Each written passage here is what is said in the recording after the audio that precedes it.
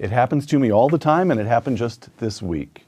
A young person I'd never met introduced himself to me and said that when he saw our guest today on an earlier episode of this program, he felt he was seeing a man who knew how to think.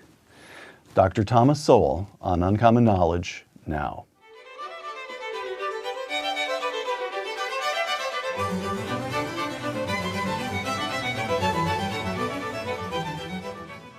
Welcome to Uncommon Knowledge. I'm Peter Robinson.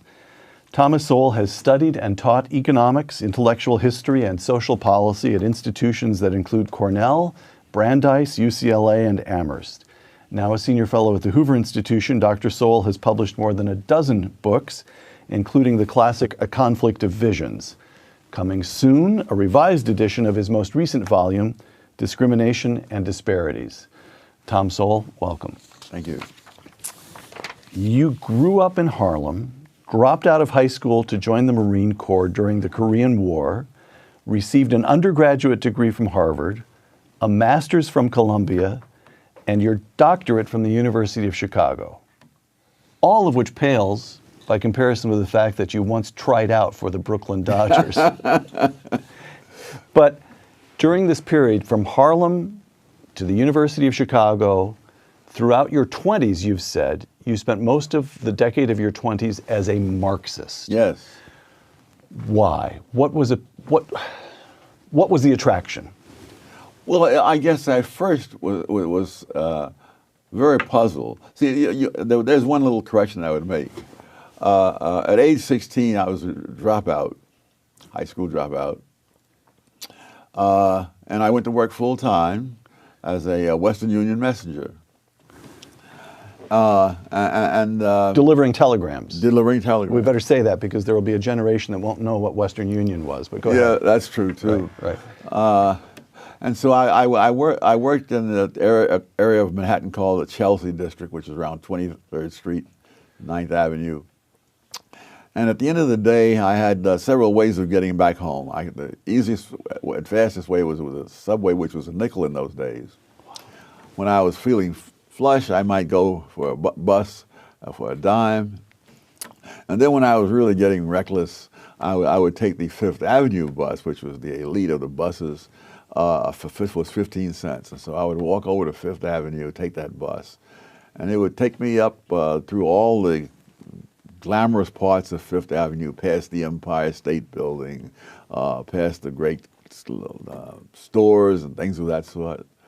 And then on 57th Street, it would turn, and this is just the elite part of town. Sure, right there where the park starts. Yes, and then the park starts at 59th. Oh, sorry. 57th, I would turn over, again, the same kind of scene, past Carnegie Hall, right, up Columbus Circle. There was no Trump Tower at that time, and on up to about 72nd Street, and go out to Fifth Avenue, out to Riverside Drive, which is another elite area. So for miles after that, you'd have all these wonderful luxury apartment buildings and so on. And finally, around 129th or 30th Street, it would go on a long viaduct. And then he would do a right turn back into the occupied area, and there you'd see the tenements. And I would wonder, why is this? I mean, why this huge disparity? And there was nobody else. There was no other explanation around. There was nothing. There was nothing there other than Marxism. And I stumbled across. I had not read Marx. But I bought a secondhand set of encyclopedias, small set, for some ridiculously low price. And I looked up Karl Marx. I'd heard the name, and the stuff that he said seemed to make sense. And then later on, I would get more and more into it. The argument was that the rich had gotten rich by taking from the poor. Right. And well, that was one explanation. But what is interesting, there was no other explanation out there really, and that's true largely in our colleges, universities today. But so by the time you went to Harvard undergrad, you drop out at the age of 16, and you start reading Marx in your late teens. No, I start reading Marx, yes, 1949, at age 19. Age 19. And then you were in the Marine Corps for a couple of years. What was it, 2-3 years? 2 years. It was actually 1 year, 11 months, and 5 days, but who's counting? But who's counting? All right, so by the time you went to Harvard, you had already become intellectually engaged with Marxism. Yes. And Harvard didn't talk you out of it, and the study of economics at Harvard didn't talk you out of it, nor did getting a master's at Columbia, nor did getting a doctorate at Chicago dissuade you from Marxism. Is that, and you studied with Milton Friedman of all people. How could you have sat in Milton Friedman's classroom and remained a Marxist? Some people are just stubborn. But what really changed me was not the University of Chicago. It was my first job working in a professional capacity for the government. I was a summer intern. This is after Chicago? Or? No, while I was still a graduate student. Got it. And so during the summer vacation, I worked in the U.S. Department of Labor. And I began to realize, from a number of things, that the government is not simply the personification of the general will like Rousseau or others. The government is an the government institutions have their own institutional interests. One involved the minimum wage law. I was a big supporter of that. But I also knew that there was an argument that minimum wage law simply priced low-wage workers out of a job. Mm-hmm. And my first assignment dealt with minimum wages in Puerto Rico. And as I looked at the numbers, I would see as they would jack up the minimum wages, the number of jobs would go down and so forth. But there were two explanations. One was that of the economists, that you priced the people out of a job. And the other was that there were hurricanes that had come through Puerto Rico, you see, during the sugar harvesting. And therefore, and I was studying the sugar industry, and therefore it destroyed a lot of the crop. Therefore, you wouldn't hire as many workers. Now in Chicago, I'd been taught that if there are two different theories, there should be some empirical evidence in principle that could distinguish what would happen under one theory from what would happen under the other. Right. And so I wrestled with that for most of the summer. And one morning I came in and I said, I got it. What we need are data on the amount of sugar cane standing in the fields before the hurricane struck. And as I waited for the congratulations, I could see stricken looks around me in the room. Like, this guy has stumbled on something that will ruin us all. You know? And they said, well, we don't have those data. I said, oh, I'll bet the Department of Agriculture has it. He said, well, but that doesn't mean we have it. You'd have to have a request go up the chain of command to the Secretary of Labor. He would then confer with the Secretary of Agriculture. It would come down the chain of command in the Department of Agriculture to whoever has those numbers, and so on. I said, good. Well, they say a journey of 1,000 miles begins with a single step, so I will now submit my request to the Secretary of Labor, which I did. And I am still patiently awaiting this reply. And the institutional fear of the number was what? That it would... the U.S. Department of Labor administers the minimum wage law. I see. And the money and the careers of perhaps a third or some other significant percentage of the Labor Department's resources come from administering the minimum wage law. One of the real farces of all this is that the law itself, Section 4D, I still remember, requires the Labor Department to study the employment effects of minimum wages. And those studies are absolutely a farce. In fact, some years after I left, I did an article saying why those studies were a farce. And when I came back later on to the Labor Department to do some research, one of the older librarians who remembered me turned to the younger librarian and she said, this is the man who wrote that article that has everybody up in arms. So you began to be dissuaded of Marxism. And of government in general, because the government is not out there at the personification of the national interest. Right. They have their own interests, and the Labor Department was clearly an interest in keeping the minimum wage because that's their jobs and careers and power. Which brings us, if I may, to one of my favorite books, your 2000 book. This is a beat-up old copy. Mm-hmm. This book, Conflict of Visions. Yes. Which you published in 2007, and you lay out. I'm sorry. 1987. I beg your pardon, 1987. Reprinted in 2007. Well, beat up as this book is, it turns out this is a reprint, sorry.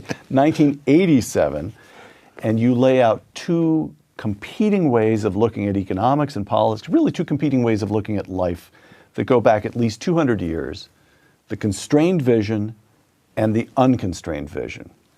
The constrained vision, I'm quoting from A Conflict of Visions, sees the evils of the world as deriving from the limited and unhappy choices available, given the inherent moral and intellectual limitations of human beings, close quote.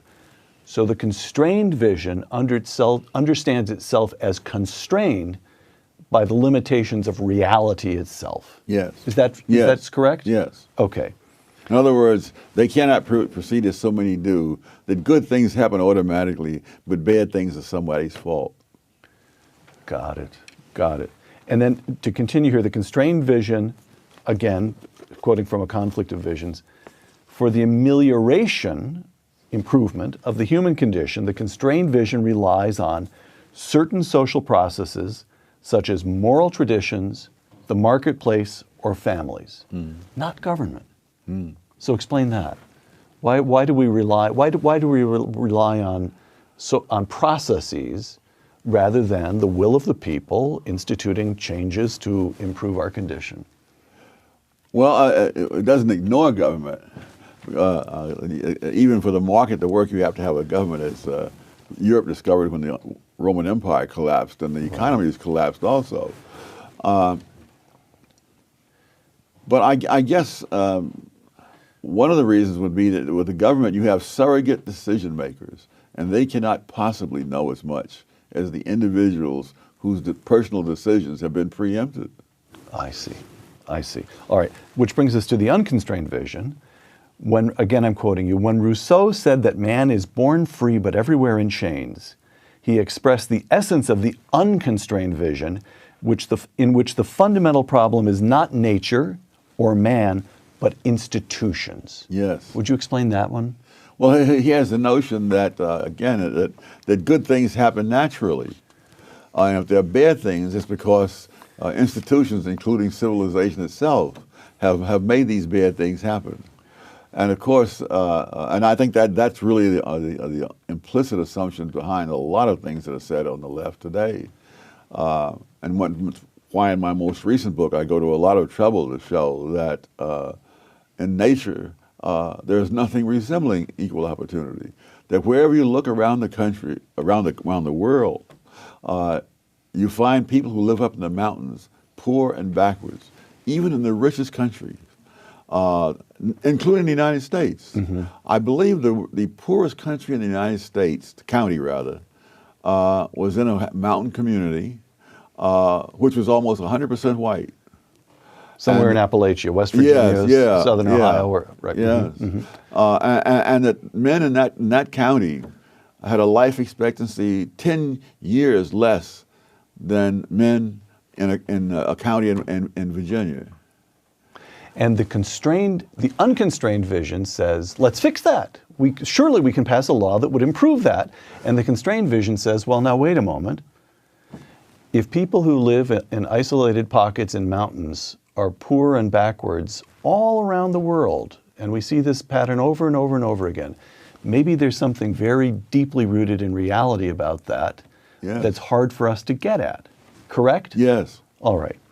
So in the book, A Conflict of Visions, you're very dispassionate and very analytical, and you lay out the unconstrained vision, and you lay out the constrained vision, and you don't really come out blazing in favor of one or the other. No, that is not a book meant to show that one vision is better than the other. It's there to show you what they are and what you're assuming if you go one direction or another. Okay. And it's to encourage people to understand the implicit assumptions behind all this, without which you're just at loose ends. All right. So pondering all this, I noticed something, a column that you wrote, this is a couple of years ago, in which you rebutted Nicholas Kristof of the New York Times. And Kristof had ascribed the gaps between African Americans and whites in America, gaps in wealth, gaps in educational achievement, the usual gaps, to, and this is a quotation from Kristof, to the lingering effects of slavery, close quote. Oh, yes. And here's Tom Sowell, quote, If we wanted to be serious about evidence, we might compare where blacks stood 100 years after the end of slavery with where they stood after 30 years of the liberal welfare state. In other words, we could compare hard evidence on the legacy of slavery with hard evidence on the legacy of liberals, close quote. And so there it is. Life is hard. You use the word hard. You use the word serious. You use evidence. Tom Sowell is a man of the constrained vision through and through and through, correct? Yes. No. Yes, you know, part of a vanishing breed, I might add. So when you were a Marxist, the notion, explain that, because the Marxism. Well, but no, you see, yeah, so that's complicated. Even when I was a Marxist, I had the same intellectual standards. Right. And that's what eventually led me away from it. Oh, I see. In other words, I hadn't done all the research. I hadn't gone around the world looking for evidence. Yes. Okay. So, and socialism is a great idea. That does not mean it's a great reality. One of the things that disturbs me tremendously is about this enthusiasm for Bernie Sanders and socialism at a time when people are literally starving in Venezuela, an oil-rich country. You know, and they're breaking into grocery stores to try to get food, and they're fleeing to neighboring countries, most of which are not all that prosperous themselves, but at least you don't starve to death in them. And none of that makes a bit of difference. Mm-hmm. I don't think most of these people who are out there cheering for Bernie Sanders have given a thought to Venezuela. To the evidence. That's right. To the evidence. Yes. All right. Which brings us to something that you refer to in a number of columns as the retrogression, the experience of African Americans in this country. Economic progress, I'm quoting you. Despite the grand myth that black economic progress began or accelerated with the passage of the civil rights laws and the war on poverty programs of the 1960s, the fact is that the poverty rate among blacks fell from 87% in 1940 to 47% in 1960. But over the next 20 years, the poverty rate among blacks fell another 18 percentage points. This was just the continuation of a previous economic trend, but at a slower rate of progress. It was not some grand deliverance, close quote.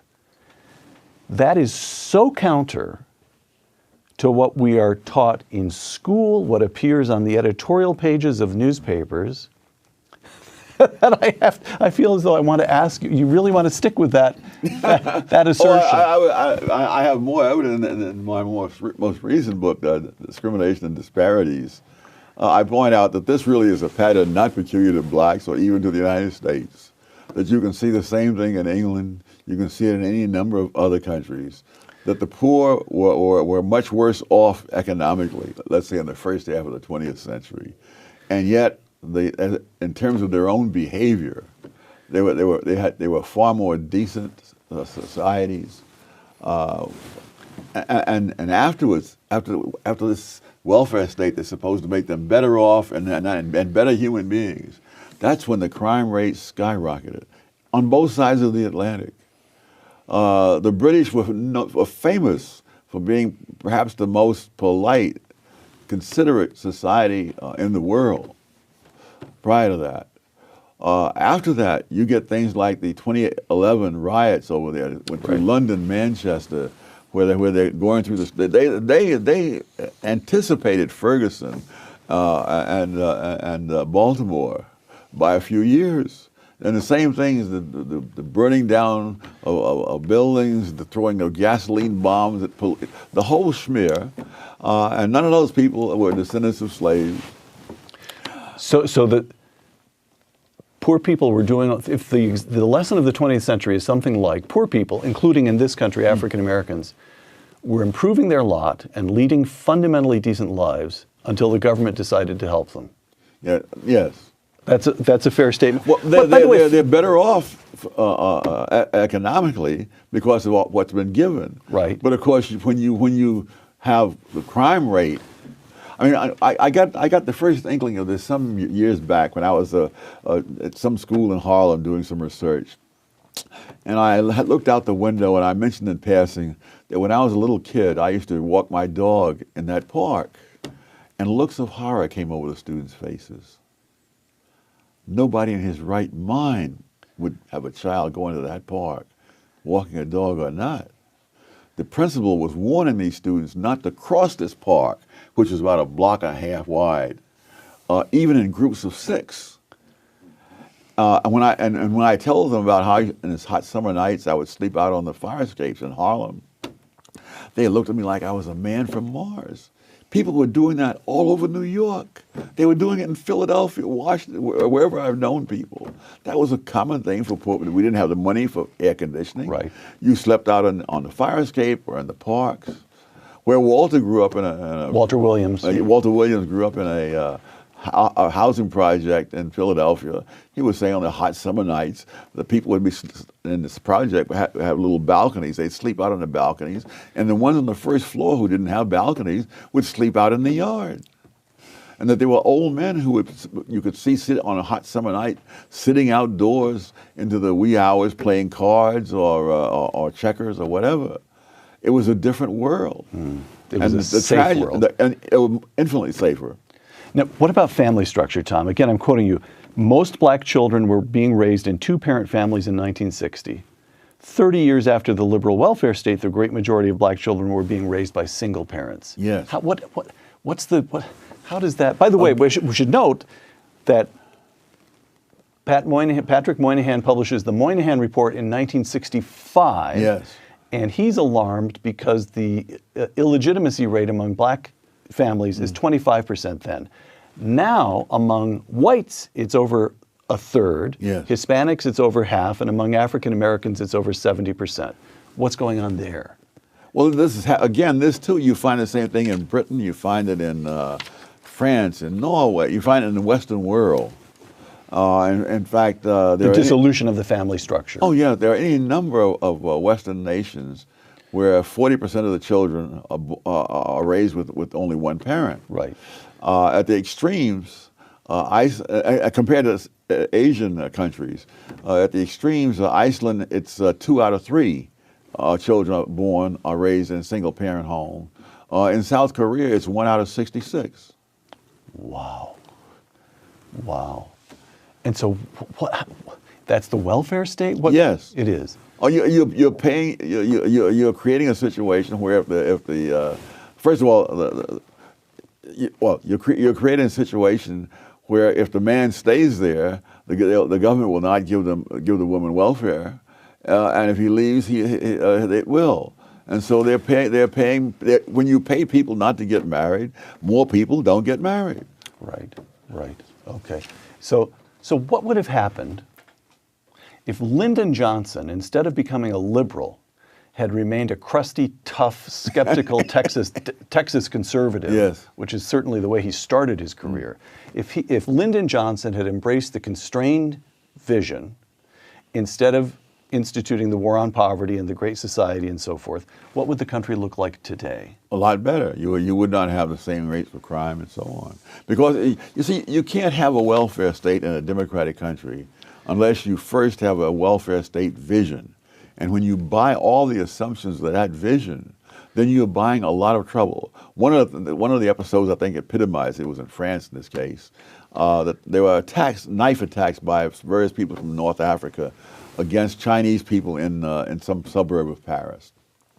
And one of the things that the attackers said, that why are you attacking the Chinese? And it wasn't because of anything the Chinese had done to them. He said, they have nice clothes and big cars. That's not fair.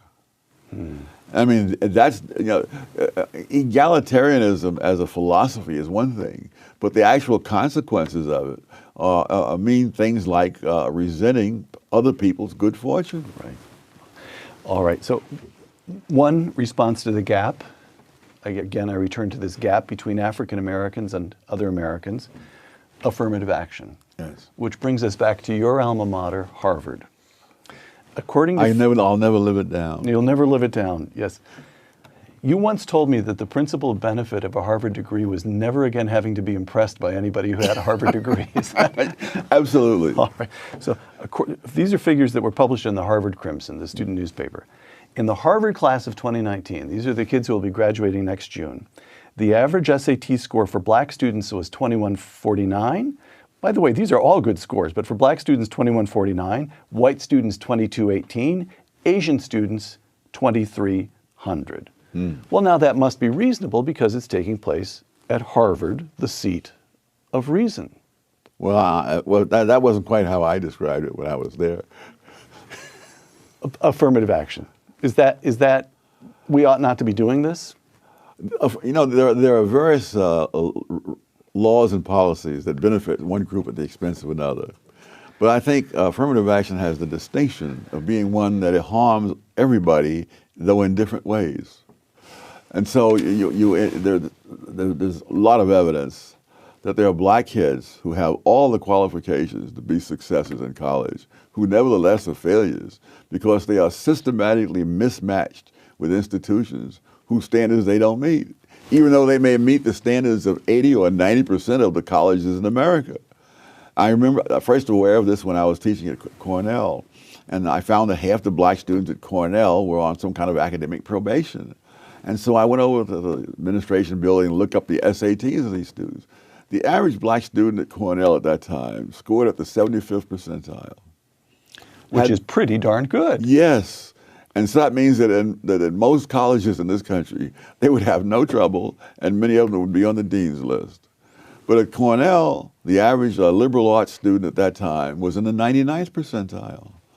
And when you're teaching the students like that, you teach at a pace that most people of any race cannot keep up with. And it was always complained that I was assigning all kinds of reading. But heck, I'm teaching kids who are in the top 1%. They can keep up with the reading that I'm assigning. So Cornell was taking very talented black kids and spending 4 years teaching them to feel inadequate. Yes, and succeeding at that. A couple quotations. These are both from the last affirmative action case to reach the Supreme Court, last big affirmative action case to reach the Supreme Court, 2003, Grutter versus Bollinger. Here's the majority opinion, which was written by Justice Sandra Day O'Connor. Quote, "The court expects that 25 years from now, the use of racial preferences will no longer be necessary." This upholding the use of, in a decision, 5-4 decision, upholding the use of racial preferences. Now, that's quotation one. Here's quotation two, Justice Clarence Thomas, in a dissent. Quote, "I believe that blacks can achieve in every avenue of American life without the meddling of university administrators. The court holds that racial discrimination in admissions should be given another 25 years. While I agree that in 25 years these practices will be illegal, they are illegal now." Close quote. So what do you do with the argument that Justice O'Connor, writing that majority opinion, there's something of the constrained vision there. Look, we have all universities across the country are using these racial preferences as the basis of admission. The best we can hope to do is tell them they ought not to be doing it, that they should be developing other standards, and give them a clock. Is that a reasonable thing to do? No, but it's a universal thing to do. I wrote a book about affirmative action. It was called Affirmative Action Around the World. And I made a couple of international trips at the expense of the Hoover Institution around the world to check on affirmative action. This is one of the most common arguments, and it's absolutely fallacious time and time again. The argument that like so much in the unconstrained vision, it assumes that we have a power that we do not have, cannot have, and never have had. Yeah. In England, there was a man named Scarman who was saying, "For now, we must do this in order to." And in many countries, these programs were set up with an actual cutoff date. So it was set up in Malaysia with a cutoff date, I think, of around 1990, and in Pakistan, it was supposed to go for 10 years. Mm-hmm. None of those cutoff dates has meant a thing. These programs not only continue, they increase, they spread. So the idea that you can control the future because of these wonderful sounding words, I can't think of a country in the world where that's ever happened. In the case of Pakistan, they did have an actual cutoff date and because the people in East Pakistan were, for whatever historical reason, way behind the people in West Pakistan. And so there's these preferences for the East Pakistanis. Now, before time for this thing to expire, the East Pakistanis seceded from Pakistan and formed a new nation of Bangladesh. Bangladesh, right. And the preferences continued right on because there were other groups that had been added to it. And so once you get the constituency, you can't say no to them. I see. It is an argument that has never worked out anywhere that I've been able to check. All right. So Tom Sowell says no to the welfare state, no to affirmative action. What is to be done? And now you were kind enough to share with me the galleys of your forthcoming edition of Discrimination and Disparities. Let me give you a few quotations from some of the new chapter in that book. Quote, "The poverty rate among black married couples has been less than 10% every year since 1994. As far back as 1969, young black males whose homes included newspapers, magazines, and library cards had similar incomes to those of their white counterparts. Academic outcomes show a pattern of disparities similar to the pattern of disparities in the amount of time devoted to schoolwork. Apparently, lifestyle choices have consequences." Yes. Close quote. So this is the constrained vision once again. Welfare state, that's government, we don't rely on that. Affirmative action, government, we don't rely on that. We rely on hard work. We rely on the institution of marriage. That's correct? Yes, in other words, these things, I don't think it's the marriage as such or the library cards as such. It's that there are lifestyle choices that have been made. And the comparison I made was between, if you look at the poverty rate among blacks, it was 22%, and among whites it was 11%. But among black married couples, it was 7.5%. Right. So it's not, so they not only do better than blacks as a whole, they do better than whites as a whole. And so it's lifestyle choices. Similarly with the results in some of these more successful charter schools, that you have these kids not only meeting but exceeding the national standards in places like Harlem and Bedford-Stuyvesant and the South Bronx. And these are not kids who are skimming the cream. They're kids chosen by lottery. They don't even test them for ability. They don't even look at their academic records. They take them into the schools and they have hard work and they make it clear at the outset, and they don't tolerate a lot of nonsensical behavior. And these kids are doing incredibly. So, Tom, here, again, I think back to the Moynihan. Well, no, I think so. The Moynihan report in '65, and he was very alarmed by the illegitimacy rate of 25% among African Americans. By the way, in fairness to the late Moynihan, we should point out one reason he was alarmed by this was his own father had walked out on the family when he was 10 years old. He experienced what it meant to kids to have one parent. Okay. And now it's all gotten dramatically worse for whites and Hispanics and black, for everybody. And then I think back beyond that to your experience of Harlem. You drop out of high school and do what? Go on welfare?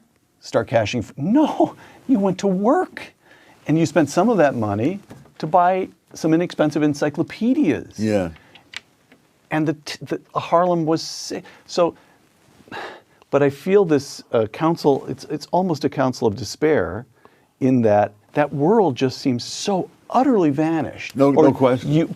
So your argument is if we can stand up to the welfare state, we can somehow get back to that world. The family structure will reassert itself. Oh, that's going to be reconquering the same ground, which is very tough to do, but it can be done.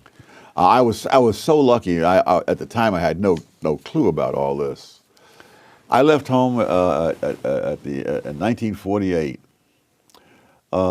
Many decades later, I learned that the unemployment rate among black teenagers in 1948, 16, 17-year-olds, was 9.4%. Among whites of the same age, it was 10.2%. So both blacks and white teenagers had only a fraction of the unemployment that they have today.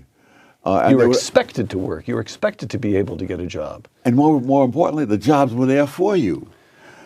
This is because of a fluke, really.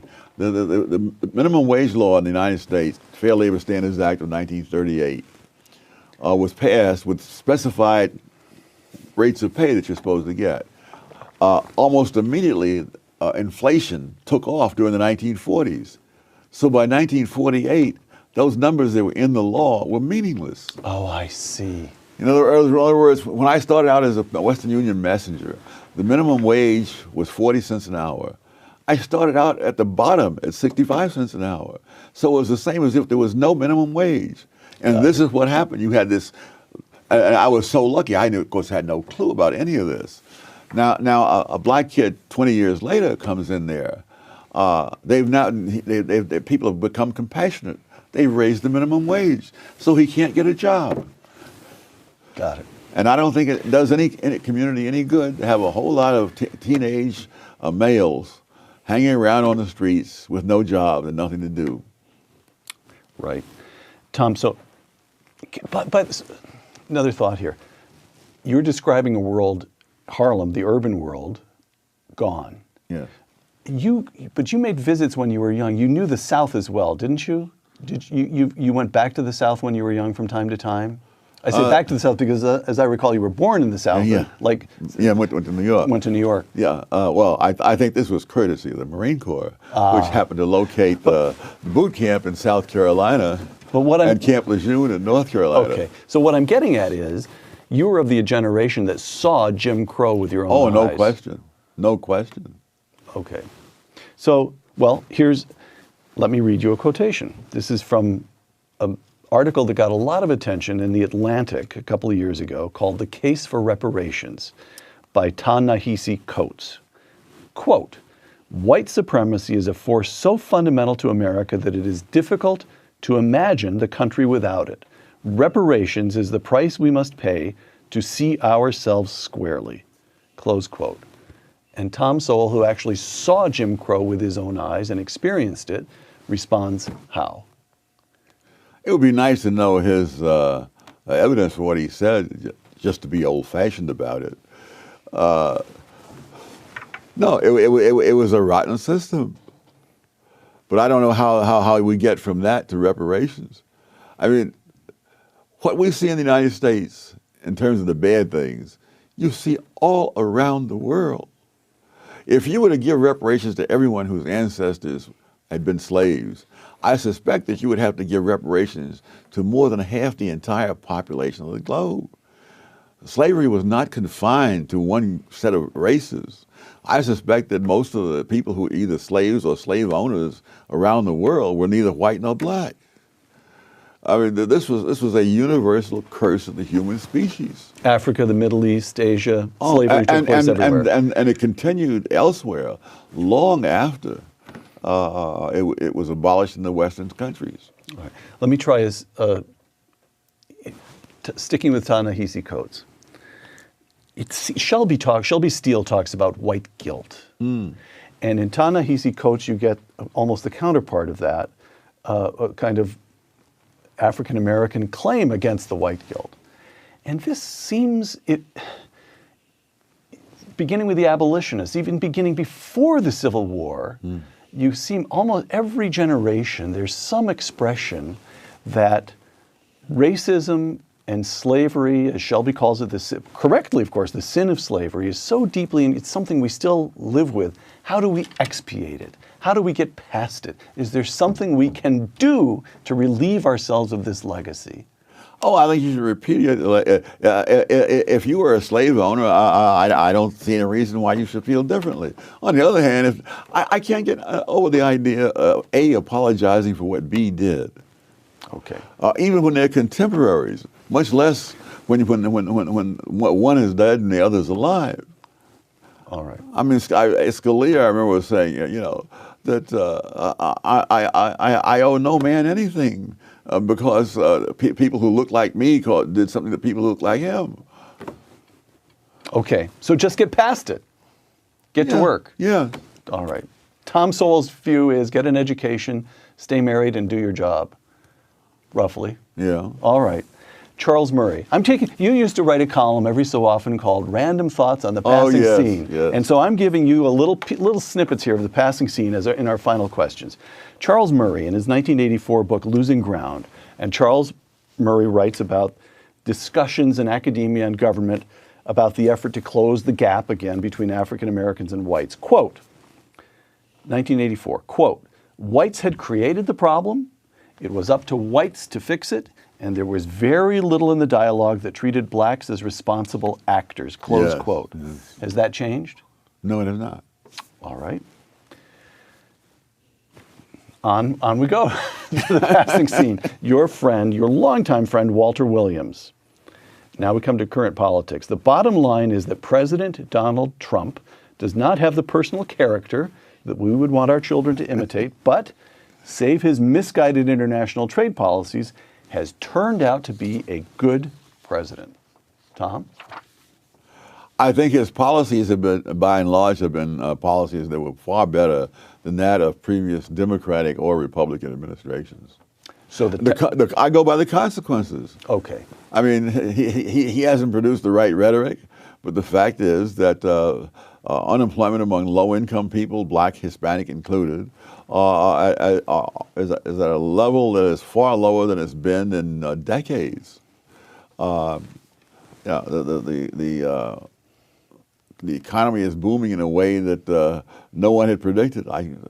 People like Paul Krugman was saying that when Trump gets in, the economy is going to tank. No, the economy hit new highs. All right. But there are so many people among the intelligentsia, especially, who are absolutely immune to facts. It's as if they took their anti-fact shots every year, and the facts will just not affect them. So this brings us back.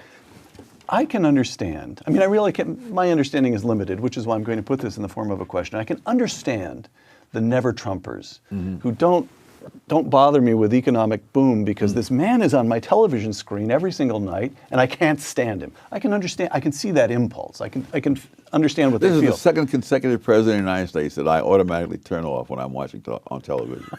All right. Keep the remote right next to your hand. Okay. Who was the first? Obama. Got it. You're totally bipartisan in that regard, Tom. Always. No other way.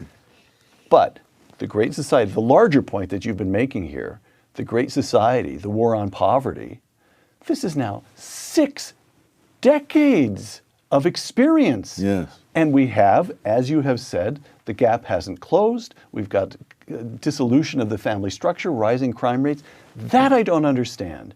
How can it be that the people, now I don't know how to remain bipartisan, but Democrats, liberals, the progressives, just are not, the evidence is in. This has not worked. Why, after more than half a century, there's still a refusal to look at the evidence?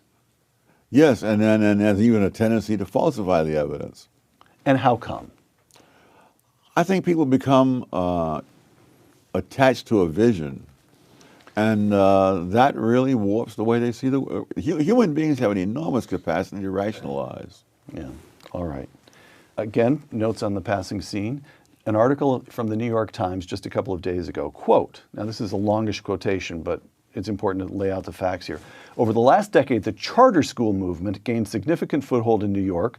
The movement hoped to set a national example. If charter schools could make it in a deep blue state like New York, they could make it anywhere. Over 100,000 students in the city's charter schools are doing well on state tests, and tens of thousands are on waiting lists. But the election of this November, suggested that the golden era of charter schools is over. The insurgent Democrats did well across New York, but especially in the state Senate, have repeatedly expressed hostility to the movement, close quote. And Tom Sowell responds to that set of facts how? Oh, that really is one of the moral outrages, that for many kids who are cut from a very poor background and whose parents may not have had much education, a decent education is the one thing they have to have a better life. And these schools have been absolutely spectacular. The charter schools. The charter schools. The successful ones. Now, there are a few that weren't. But for example, a few years ago, on the statewide, New York statewide math tests, there was an elementary school, grade 4, I believe, in Harlem, whose students passed those tests at a higher rate than any fourth grade kids anywhere in the state of New York. I mean, we're talking Scarsdale, Briarcliff, places like that. The Success Academy schools as a whole, their students pass both the math and the English statewide tests at a higher rate than any school system, school district in the entire state of New York. The vast majority of the kids in the Success Academy schools are either black or Hispanic.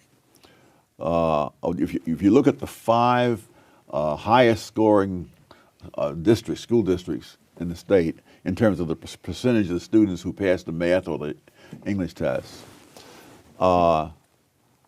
their average family income ranges from four times that of the kids in the Success Academy schools to more than 9 times the family income of the kids in the Success Academy schools.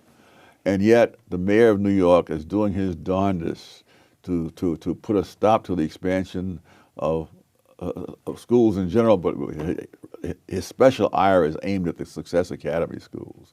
And this is happening all over the country. Because they make the teachers' unions look bad that run the public schools? What's the political motivation? Why would Mayor de Blasio have an out for the charter schools, such as Success Academy? Well, the teachers' union are the major reason. And we're talking about the money they contribute, the number of votes they contribute. And the schools, and what's happening, again, not just in New York, but in other parts of the country, including California, is that they have there's all kind of chicanery to prevent the charter schools from expanding. That's why you have tens of thousands on the waiting list. Right. It's not that the charter schools aren't willing to expand, but every conceivable obstacle is put in their way. Because if you let that go at the natural pace, it would be very hard for the public schools to compete.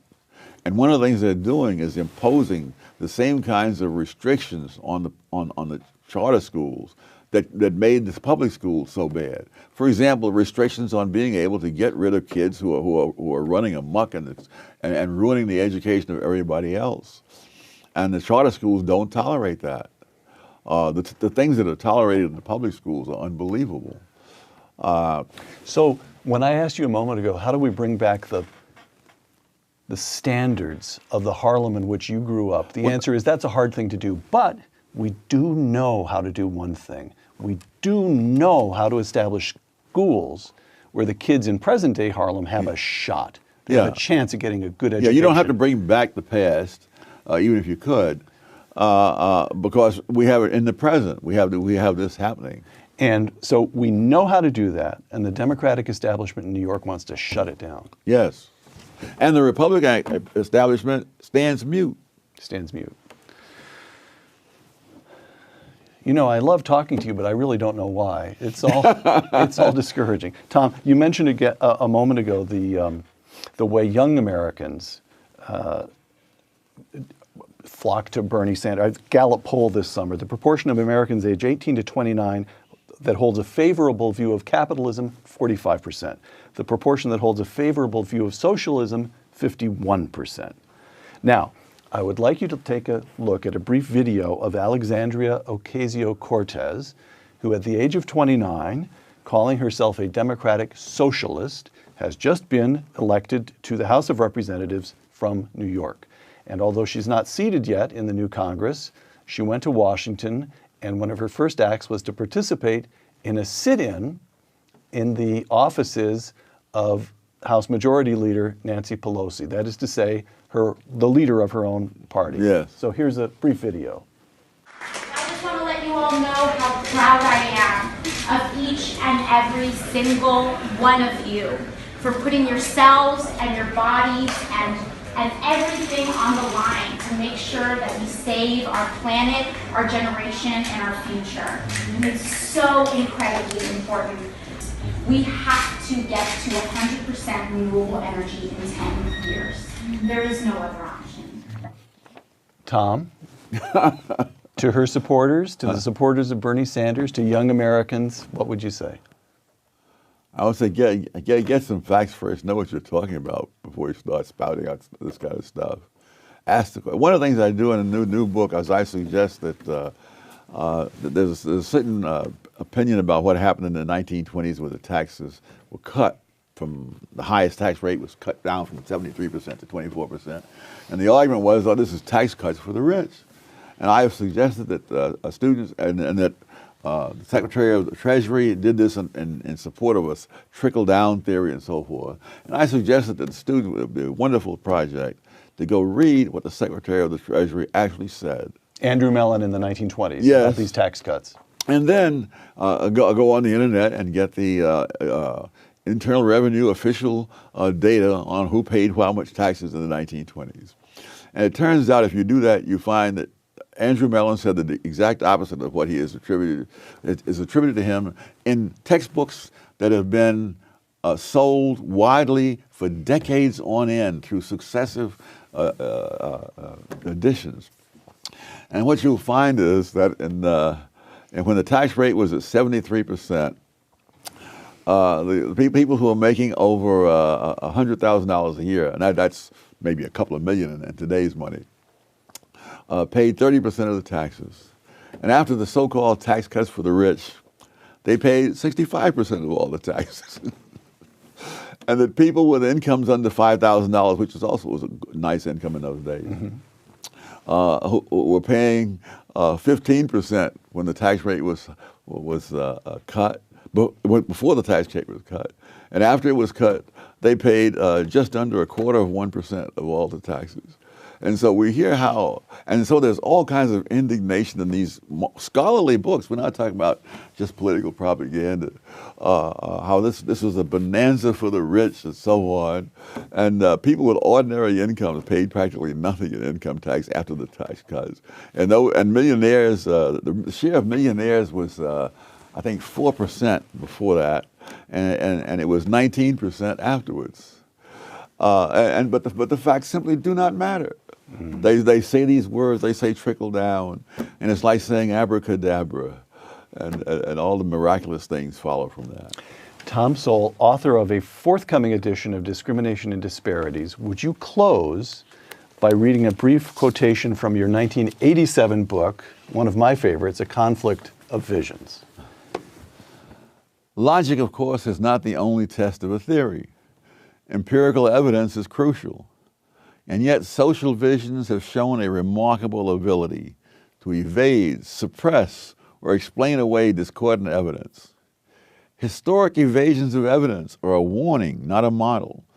Dedication to a cause may legitimately entail sacrifices of personal interest, but not sacrifices of mind or conscience. Dr. Thomas Sowell, thank you. Thank you. For Uncommon Knowledge, the Hoover Institution, and Fox Nation, I'm Peter Robinson.